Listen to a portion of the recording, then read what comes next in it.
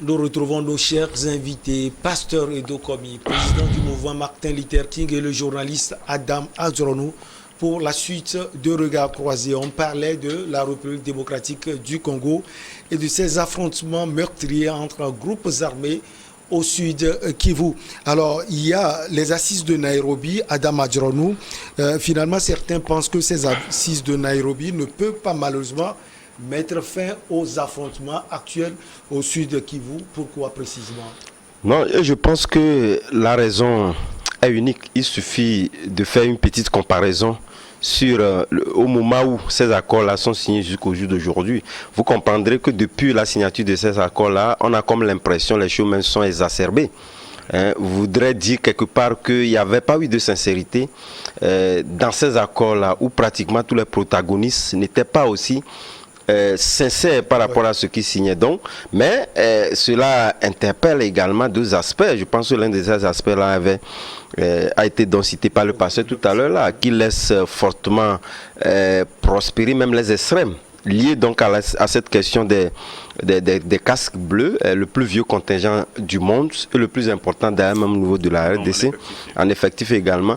Et lorsque vous prenez ce pays-là où nous avons une force dite d'interposition, mais également une force qui pouvait permettre à tous ces pays-là qui viennent se concentrer au niveau de la RDC pour des questions, pour des questions minières. Naturellement, on a vu dans un reportage récemment où on a par exemple la Chine qui avait un territoire, un no man's land où personne ne peut avoir accès, même les autochtones. Or, on a une force d'interposition des Nations Unies qui peuvent normalement dénoncer. Il n'y a pas que, lorsque vous voulez véritablement résoudre des questions à fond, je pense qu'il y a tous des aspects que vous pouvez normalement mettre en jeu. On ne va pas seulement... Voilà, la réponse d'ailleurs même au niveau d'un conflit armé n'est jamais même militaire. La question militaire n'est qu'une facette. Il faudrait que les gens ont la bonne volonté, faire intervenir des questions sociales également. Puisque vous voyez dans un pays où on dit le pays est riche, mais c'est là où vous avez le plus pauvre du monde. Vous avez la misère sévit. Et donc moi je pense qu'au-delà de tout, il faudrait... C'est d'ailleurs même ce qui donne aujourd'hui la conviction à certains pays. Il a cité par exemple le Mali, a dit véritablement que ces forces également, et nous l'avons toujours cité, le président Idi Déby en son temps, avait dénoncé la présence des forces onusiennes au niveau même de... Oui. Non, l'heure était pure et simple, ou pratiquement remonter un peu le niveau d'intervention de ces forces-là, permettre à ce que, si nous voulons véritablement, nous prenons le cas malien, et si on reconnaît véritablement que c'est un État souverain, et qui est attaqué par des groupes, des intrus. Il faudrait quand même que cette force-là puisse s'allier à la force régulière pour combattre les ennemis du pays. Malheureusement, c'est comme s'ils viennent entretenir, et donner même quitus à ces forces. Oui, et donner quitus même à ces groupes armés-là, comme si c'était donc légal. Donc je pense que quelque part, ce sont ces questions-là qui prouvent à suffisance qu'il n'y a pas une réelle volonté de pouvoir résoudre les questions. Ou pratiquement, on entretient... ces crises-là pour des motifs que nous ne maîtrisons pas. C'est éternisé ou pour des motifs que nous ne maîtrisons pas. Parce que n'oubliez pas, il y a des crises concrètes. Il y a des ramifications peut-être. Mais bien évidemment, il y a des crises concrètes. Nous faire comprendre que c'est pour résoudre autre crises. Donc moi je pense que aujourd'hui c'est clair aux yeux des Africains qu'il n'y a que les Africains eux-mêmes qui peuvent véritablement donc résoudre le problème. Malheureusement, il y a le président Tshisekedi lui-même, en parlant tout à l'heure de l'Union africaine, récemment, mais on n'a pas véritablement senti. On n'a pas senti. Sur les questions même liées à son pays. C'est vrai que la bonne volonté de s'allier avec les autres chefs de l'État hier, mais ça a donné quoi jusqu'à la fin de son mandat? Ça n'a rien donné. Donc quelque part, je pense que la question politique aussi a interrogé suffisamment sur ce genre de questions, sans quoi l'Afrique ne restera qu'à pleurer ses victimes et c'est malheureux. Tout à l'heure, Pasteur a planté le décor, il a parlé du Burkina, de la Guinée et du Mali. Et si vous le permettez, on va filer dans ces trois pays. Les Nations Unies souhaitent que les jeunes militaires du Burkina Faso, qui sont en Guinée et au Mali, rendent le pouvoir à des civils dans les délais les plus brefs, a déclaré dimanche à Dakar au Sénégal le secrétaire général des Nations Unies, Antonio Guterres. Nous avons convenu de l'importance de poursuivre le dialogue avec les autorités de facto de ces trois pays afin d'instaurer le retour à l'ordre constitutionnel dans les délais les plus brefs, a déclaré M. Guterres après avoir rencontré le chef de l'État sénégalais Macky Sall, président en exercice de l'Union africaine. C'est clair, l'ONU demande que les jointes au pouvoir au Mali, votre pays, Pasteur Edo Komi, en Guinée, au Burkina Faso, puissent vite partir. Alors, c'est quoi l'ONU aujourd'hui? Non, soyons sincères. L'ONU a été créée pour quelle mission? Après, bien sûr, la Deuxième Guerre mondiale. C'est pour apporter la paix à l'humanité. C'est sa mission principale. Mais regardez aujourd'hui de quoi Guterres s'en mêle au Mali, au Burkina et en Guinée. Donc ça fait honte. Quelle est la crédibilité de l'ONU? L'ONU, depuis un certain moment, je m'amuse à définir comme l'organisation des ninjas. L'organisation des ninjas pour faire du mal, pour faire du mal aux unités faibles, c'est-à-dire aux pays faibles. Ouais. Regardez, on ne peut pas admettre cela. Pourquoi depuis la transition en Libye, ça fait combien d'années? Ça fait 12 ans, bien 13 ans, depuis 2011. La transition au Mali, la transition en Libye dure combien d'années? Pourtant, on voit les Nations Unies soutenir un gouvernement contre l'autre. Et la Libye est dans l'enlisement total aujourd'hui. Le gouvernement légal, sans doute. Non, la transition peut durer 12 ans en Libye. Ouais, on sait ce qui se passe en Libye.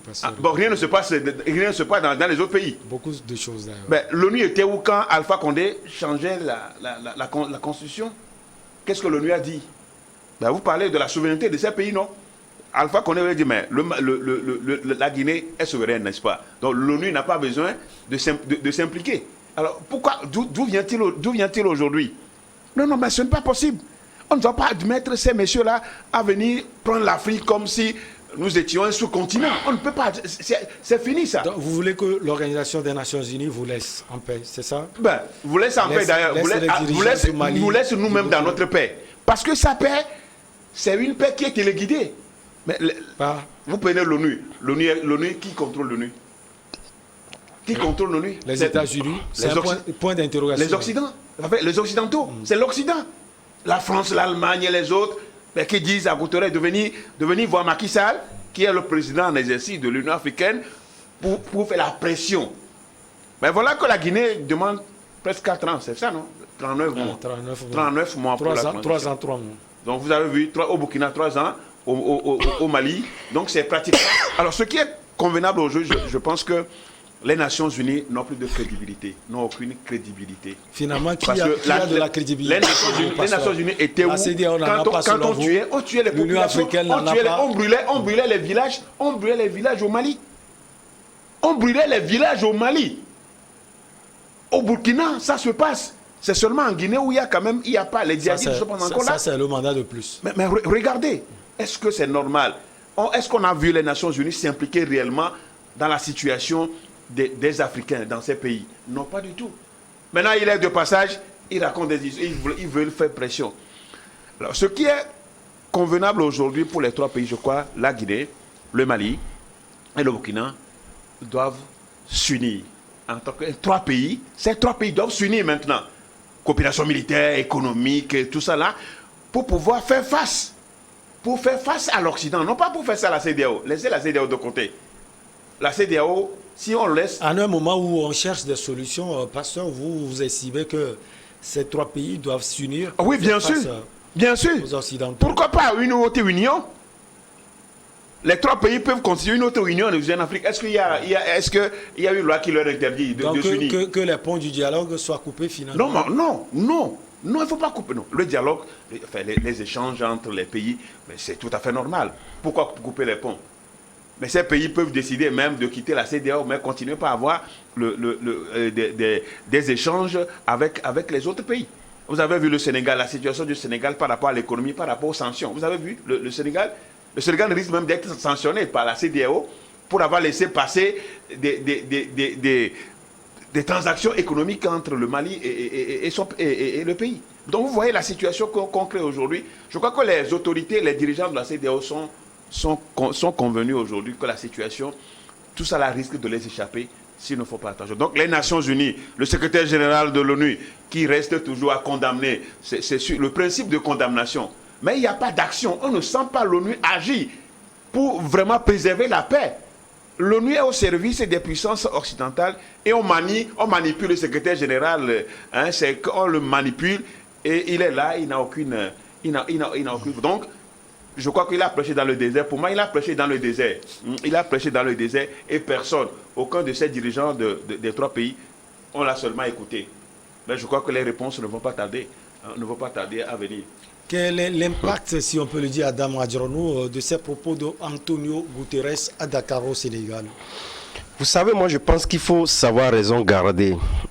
D'abord, lorsque vous prenez l'analyse que vient de développer le pasteur magistère d'abord sidéré, de pouvoir l'écouter.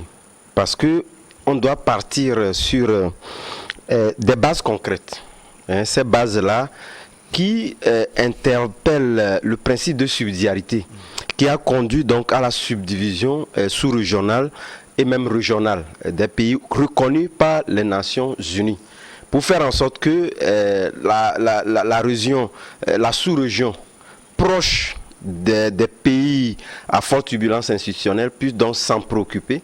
Donc c'est dans ce cadre-là. Et lorsque vous faites référence à tous ces aspects-là, il est très difficile que l'ONU puisse donc extrapoler, lui-même ayant donc instauré dans cette sous-région-là, venir extrapoler et se mettre en porte-à-faux des décisions donc de la sous-région. C'est là où nous parlons du principe de subsidiarité qui a conduit l'ONU à un moment donné, après que ces sanctions-là on patine au niveau de ces pays-là. Je veux parler donc de la CEDEAO, qui est l'instance la plus proche de ces trois pays-là, patine. Et également, n'oubliez pas que même si on en parle très peu, la voix de l'ONU un peu dans ces questions sécuritaires-là est assez très importante. Mais sauf que nous en parlons moins, justement à cause de ces questions de subsidiarité liées donc à la CEDEAO. Donc je pense que Antonio Guterres ne vient pas en réalité redonner plus de morale à ces pays-là, mais vient en appui au Sud-Donné, lorsque nous parlons des sous-régions, parlant donc de la CEDEAO, mais également à l'Union africaine, de pouvoir donc s'en préoccuper, donc à donner son regard, parce qu'au jour d'aujourd'hui, lorsqu'on parle des casques bleus au Mali, par même si le résultat escompté qu'on aurait bien voulu, ou le résultat n'est pas à la hauteur de nos souhaits liés donc à cette intervention des Nations Unies, il faut reconnaître quand même que c'est les Nations Unies qui paient toutes ces forces-là qui sont engagées dans ce pays-là. Pour plus ou moins, on ne va pas dire quand même que leur intervention est pratiquement nulle. Ce n'est pas possible. Donc, on a un droit de regard sur l'actualité de ce pays, oui, ces pays. Très important parce que lui-même, c'est vrai qu'il a des retours liés au fait qu'il y a des émissaires qui sont là, dans tous ces pays-là. Et donc, je pense qu'au lieu de donner quitus pratiquement en disant que voilà, nous sommes en face d'une unité Nations Unies qui est en porte-à-faux pratiquement déphasée aux réalités de ces pays-là, c'est tout comme si nous-mêmes, en tant qu'État, nous mettons à part et les Nations Unies est une institution à part. Or, les Nations Unies, ces pays-là, tous font partie de leur voix compte. C'est en cela que je dis toujours qu'à partir du moment où vous êtes membre d'une institution, vous affectez une partie de vos souverainetés contrôlées donc par des institutions sous-régionales et institutions internationale. C'est en cela que Antonio Guterres intervient donc pour un peu caricaturer ce qu'il vient de dire. Maintenant, je pense que lorsque vous posez la question de savoir quelles seraient par exemple les répercussions, l'impact des répercussions de cette intervention-là, comme je l'ai dit, les Nations Unies ne prendront pas d'autres décisions allant donc à l'encontre des décisions prises par la CEDEAO, au nom de ce principe de subsidiarité, parce qu'il faut le comprendre comme tel. Et je pense que la fermeté qui peut aujourd'hui, qui peut dire aujourd'hui que les décisions que la CEDEAO est en train de prendre, d'abord, la CEDEAO ne peut pas prendre des décisions injustes puisque lui-même est préoccupé par la stabilité dans ces pays-là. Et ça, personne ne peut dire le contraire.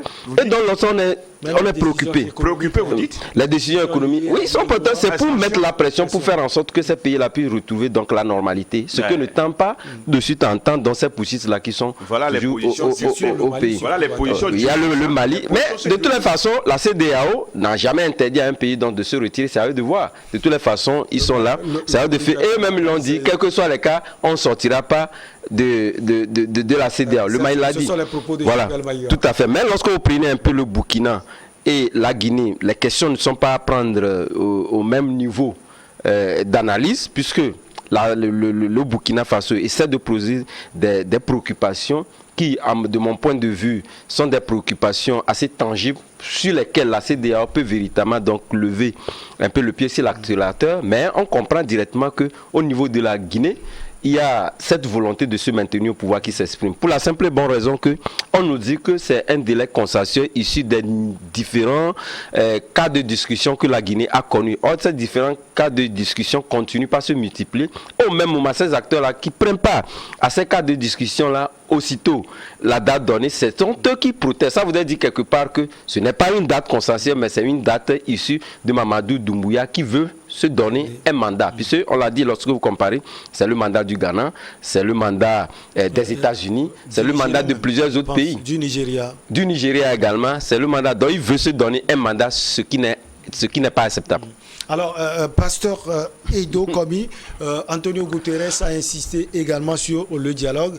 Donc, il engage, si on peut le dire, le président Macky Sall en tant que président de l'Union africaine. Il engage d'autres présidents, par exemple Nana Akufo-Addo du Ghana, comme président de la CEDEAO, à toujours continuer par discuter avec les autorités de facto de ces trois pays. Non, le fondement de ce dialogue a déjà échoué au niveau de la CEDEAO, même si il faut continuer par dialoguer. Vous savez, les sanctions économiques prises par la CEDEAO et dont les principaux commanditaires sont ailleurs par rapport au Mali. Ils sont où? Non, sont ailleurs. Vous le savez, vous connaissez ma position par rapport. Vous connaissez ma position. Moi, cette question-là, je connaissez ma position par rapport. Vous connaissez, et les téléspectateurs, les téléviseurs connaissent ma position par rapport à ça. Aujourd'hui, la situation est telle que la CEDEAO, tous les pays de la CEDEAO sont en train de subir les effets de ces sanctions. Personne, nulle part, ne dira le contraire. Et du coup... Et ça, ils l'ont dit dès le début. Le président Ouattara l'avait dit, le président Macky Sall l'avait dit. Ouais. Ça sert à quoi? De dire qu'on est dans une communauté des peuples et continuer par appauvrir, par rendre misérables ces peuples. On aurait pu prendre des sanctions ciblées. On aurait pensé à des sanctions... Non, mais on le disait ainsi. On aurait pensé à des sanctions ciblées. Moi, je me pose la question... pour permettre aux populations de faire leurs activités économiques entre les pays. C'est tout à fait normal. Aujourd'hui, les sanctions pèsent sur qui plus que tout autre? C'est sur les citoyens. Ceux qui sont au pouvoir, certainement, ont leur mayonnaise. Ce n'est pas le cas. Notamment les pushistes. On n'est pas le cas. Non, les dirigeants. Notamment les pushistes. Les dirigeants un peu partout. Les dirigeants, que ce soit en Guinée, que ce soit au Mali, que ce soit au Togo, ils s'en foutent. Parce qu'ils ont leur minimum. Ils ont leur minimum vital. Ils s'en foutent des autres. La preuve, la vie est chère, on s'en fout. Bon, donc, la vie est chère, on s'en fout. Et on prend des mesures. On prend des mesurettes comme quoi on est en train de pouvoir impacter l'inflation. Bon, donc, du coup, aujourd'hui, je continue par le dire, les Nations Unies, il n'y a aucun impact par rapport à la tournée d'Antonio Guterres. Parce que ces organisations, on les connaît. Ce sont les organisations, surtout l'ONU, veut toujours donner la primauté à l'Occident, même si les voix sont les voix de chacun des pays a une seule voix. C'est vrai. Même s'il y a le truc de droit de veto, à l'Assemblée générale, chacun des pays a une voix. C'est tout à fait normal. Mais ça, c'est sur le papier. Du point de vue pratique, on nous marginalise. L'ONU s'acoquine avec l'Occident pour nous mener la vie dure en Afrique. Et ça, tous les Africains sont conscients. Et donc, du coup, on a vu même dans le cadre de la crise sanitaire, on a vu comment...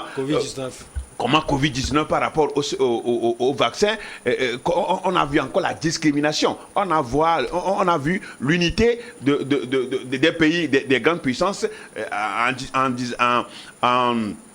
en porte-à-faux en disproportion avec les pays subsahariens. Bon, donc du coup, je dis que je continue par le dire. La recherche des voies de la souveraineté de ces pays ça doit être clair. Chaque pays est souverain et a une idée sur comment gérer son pays. Je crois qu'il disait tout à l'heure, Adam disait tout à l'heure... Il parlait de la Guinée, de Mamadi Doumbouya. Il parlait de la Guinée tout à l'heure. Écoutez, le dossier guinéen, par rapport à tous ces opposants, je crois que je serai président de ce pays. Tous ces opposants-là, c'est eux les problèmes. Comment c'est eux les problèmes? C'est eux qui ont travaillé. Ils ont été premiers ministres, ils ont été ministres. C'est eux qui ont rendu ce pays. Ils ont soutenu Alpha Condé d'une manière ou d'une autre. Donc lui aussi a supporté Alpha Condé militairement. Oui, justement. Il a soutenu. Mais finalement, il a compris qu'il faut remettre de l'ordre. Il est venu remettre. Mais c'est étonnant. Il est venu remettre. C'est étonnant. C'est étonnant. Non, c'est pas étonnant. Regardez tous ces gens-là qui contestent aujourd'hui. Tous ces gens-là qui s'agitent. C'est toute l'opposition finalement. Sidi Touré, Seloum Dalan Diallo, même le parti, le RPG d'Alpha Condé. C'est eux tous qui ont rendu le pays, la Guinée, dans cet état. Seuls les militaires n'ont pas rendu la Guinée dans cet état. Il faut que ceux qui sont au pouvoir aujourd'hui refondent ces pays. Ces trois pays et d'autres pays encore. D'autres pays aussi ont besoin d'être refondés. D'autres pays ont besoin d'être refondés. Les pays de la sous-région, les pays de la CEDEAO ont besoin d'être refondés pour permettre au tissu social d'être soudé et éviter le pire. C'est la situation. Donc Guterres, qui même se soucie de Guterres. Alors, Adam, Guterres, la question à vous également insister sur le dialogue. Ça, c'est le premier aspect. Le deuxième aspect, Pasteur Edo disait, il revient à tous ces pays de gérer leurs problèmes. Sans l'ingérence peut-être de la CEDEAO, de l'Organisation des Nations Unies. Non, mais de toutes les façons, je le disais tantôt, il serait très difficile, à partir c'est librement que ces États-là adhèrent à ces institutions internationales et sous-régionales. C'est librement. Donc vous êtes libre également au regard du fait que de sortir quand vous voulez. Maintenant, je pense qu'aujourd'hui, il est très difficile. C'est pourquoi moi je dis, il est très difficile à partir du moment où vous ne subissez pas les mêmes choses que les autochtones de ce pays-là, de pouvoir donc entretenir ce discours-là. Parce que si ces pays-là savaient pertinemment qu'ils ont l'autonomie, ils ont tout ce qu'il faut pour ne plus appartenir à une institution sous-régionale, que je rappelle est une subdivision d'abord des Nations Unies. C'est vrai que vous adhérez, mais je parlais donc du principe de subsidiarité qui ne permet pas aux Nations Unies de servir, même s'il y a des ambassadeurs qui sont donc délégués, ce n'est pas toujours évident que vous ayez les leviers nécessaires pour explorer et expliquer les problèmes que subissent les pays. Voilà pourquoi on essaie donc d'affecter une partie de cette disposition-là, ces institutions sous-régionales, pour leur permettre de pouvoir avoir, puisque d'abord vous-même vous appartenez à l'institution sous-régionale, dû au fait que les sanctions dont vous venez de parler, c'est toute la communauté qui en fait les frais. Donc quelque part, ils sont plus préoccupés à une stabilité dans ces régions-là que peut-être plus dans sa globalité. Les Africains, dans leur globalité, si nous prenons l'Union africaine, ne sont pas concernés par exemple ce qui se passe au Mali, au même titre par exemple que le Togo, au même titre que le Burkina Faso. C'est en cela que d'ailleurs même que les chefs d'État, certains chefs d'État estiment qu'il faudrait quand même qu'ils s'y mêlent, notamment le président togolais qui essaie un peu de jouer un peu au médiateur pour permettre à ce que les sanctions peut-être contre le Mali et au-delà de pouvoir peut-être les alléger et sortir très vite de ce calcan-là. Mais au même moment, j'ai comme l'impression, de toutes les façons, il n'y a pas de bon coup d'État. De toutes les façons, quelqu'un qui perpétue un coup d'État aura toujours des motifs pour le justifier. Mais on ne peut pas, pour des raisons qu'on peut peut-être à défaut expliquer, dire que voilà, on donc quitus à une interruption institutionnelle consciente d'un pays. C'est pas normal. Et le dialogue, il est possible, Adam Adjaranou? Non, le dialogue doit toujours prévaloir dans tous les cas de figure. De toutes les façons, personne ne serait content qu'on puisse donc peut-être constituer un groupuscule armé contre une question d'insécurité ou une motivation d'interruption constitutionnelle dans un pays. En tout cas, pour nous qui sommes peut-être membres, nos pays qui sont membres de ces institutions, on ne serait pas quand même d'accord à pouvoir peut-être opter pour la voie de la force pour résoudre dans cette crise-là. Mais au même moment, je pense que la CEDEAO doit toujours être ferme. Être ferme pour le retour à l'ordre constitutionnel. Puisque c'est vrai, si aujourd'hui, non, mais attention, c'est quand même dangereux. Lorsque vous dites ça viendrait un jour, ça voudrait dire que demain, en tout cas, sont des pays, tous ces pays-là sont des pays qui ont donc des cultures liées donc à ce que nous prenons la Guinée, c'est monnaie courante, le Mali, on n'en parle pas, peut-être le Burkina qui fait un peu exception. C'est pourquoi, quelque part, si aujourd'hui les pushistes également, parce qu'il faut le dire, au niveau du Burkina, essaient d'afficher leur bonne volonté sur la résolution de la question sécuritaire, ce qui n'est pas gagné. Ce qui n'est pas gagné. La durée de transition aussi. Non, mais ils ont été beaucoup plus flexibles en demandant d'envoyer des experts pour véritablement. Voilà, donc ça voudrait dire quelque part que. Que ce soit le Burkina qui fasse cette demande. Non, il avait déjà envoyé des groupes d'experts militaires au Burkina.